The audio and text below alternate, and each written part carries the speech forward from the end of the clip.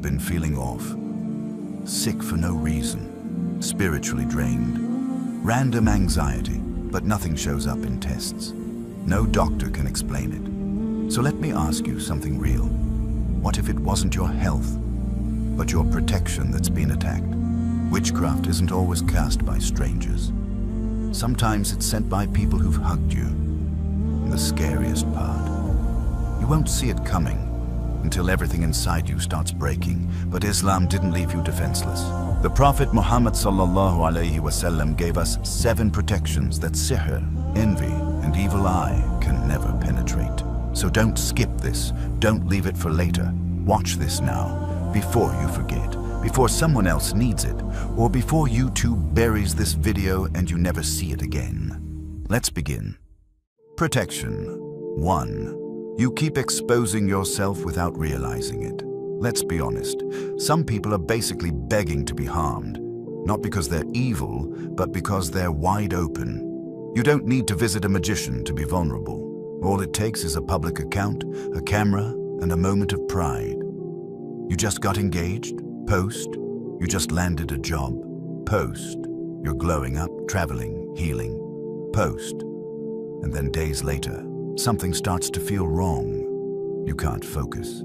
You get sick. You feel like something's been taken from you. But here's the twist. No one touched you. You handed them the key. The Prophet Muhammad ﷺ said, "Seek help in the fulfillment of your needs by keeping them secret, for every possessor of blessing is envied." We forget, seer doesn't always need a candle, a thread, or a spell. Sometimes it just needs someone watching your life through a screen, whispering curses through their jealousy. And when you hand-deliver your entire life to people who don't clap unless it's for themselves, what do you expect? Some people aren't following you, they're monitoring you. And here's the kicker. Most of us only realize it after the damage is done, after something goes wrong, after trust is broken, after the excitement turns to regret. But the most dangerous harm is the kind that happens quietly. So ask yourself this before you move to the next point. Who really needed to know all those details about your life? Because protection isn't just in dua. Sometimes it starts with silence. And what comes next might just be the kind of protection that looks small on the surface, but separates those who fall apart from those who walk away untouched. It's not dramatic, it's not loud, but it changes everything. Number 2, you leave home with everything except protection. It's strange. We get dressed, spray perfume, check our phone battery, grab our keys, but forget the one thing that actually shields us, what we say before we leave. Most people don't realize it, but sihr doesn't just target the home. It finds people in traffic, in classrooms, on sidewalks, in hallways, wherever they're exposed. The Prophet Muhammad ﷺ said, "Whoever says, Bismillahi tawakkaltu ala Allah, la hawla wa la quwwata illa billah. In the name of Allah, I place my trust in Allah, and there is no power nor might except with Allah. It will be said to him, you are protected and guided, and shaitan will stay away from him."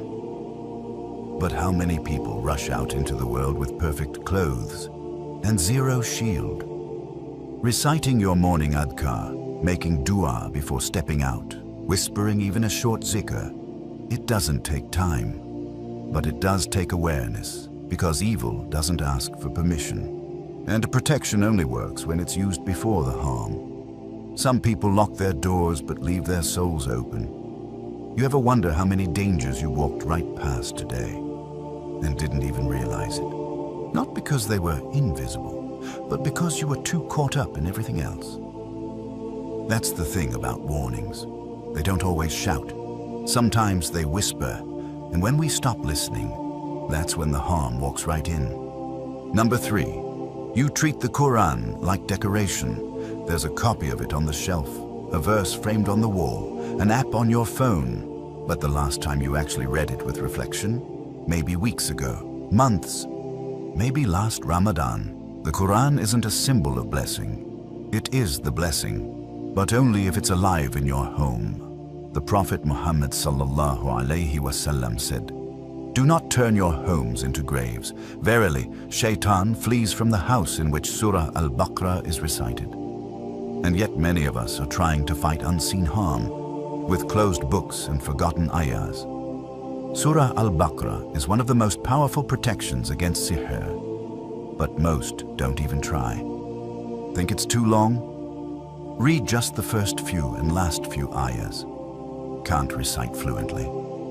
Play it on your phone every morning. Let it echo through the walls.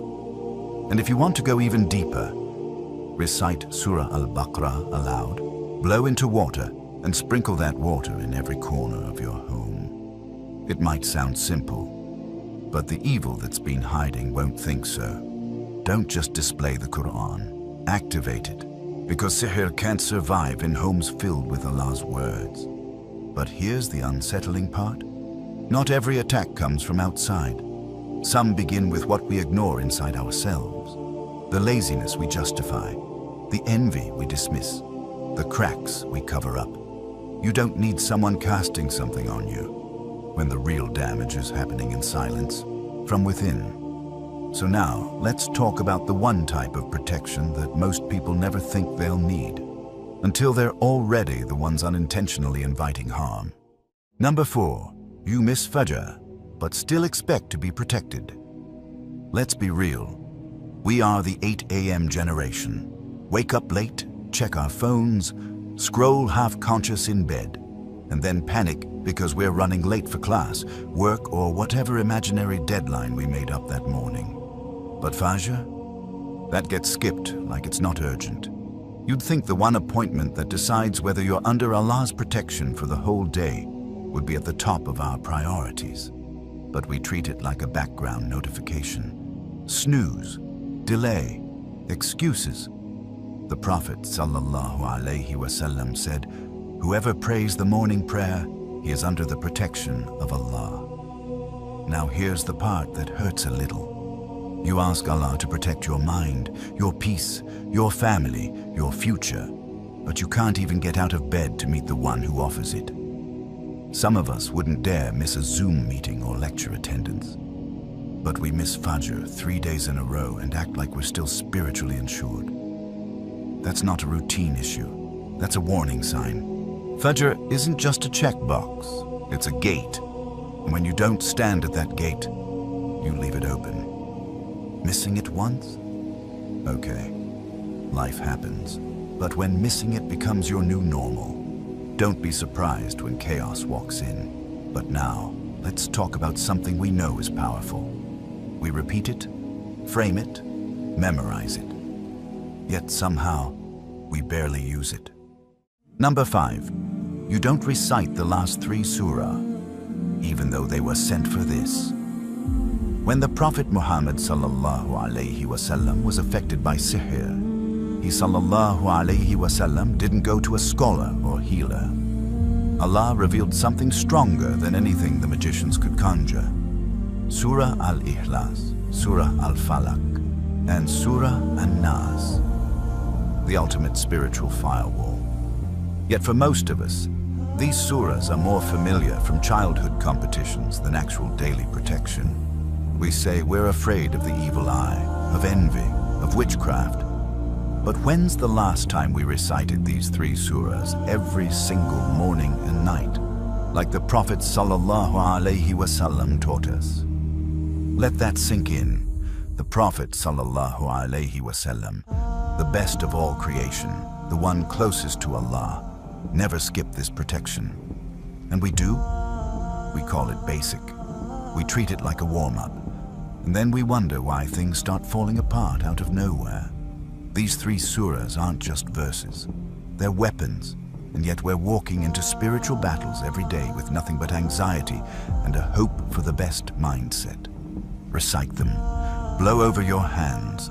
Wipe your body. Morning, night, every day. And if that feels like too much, ask yourself, would you go a day without locking your front door? Then why is your soul left open to whatever wants to enter?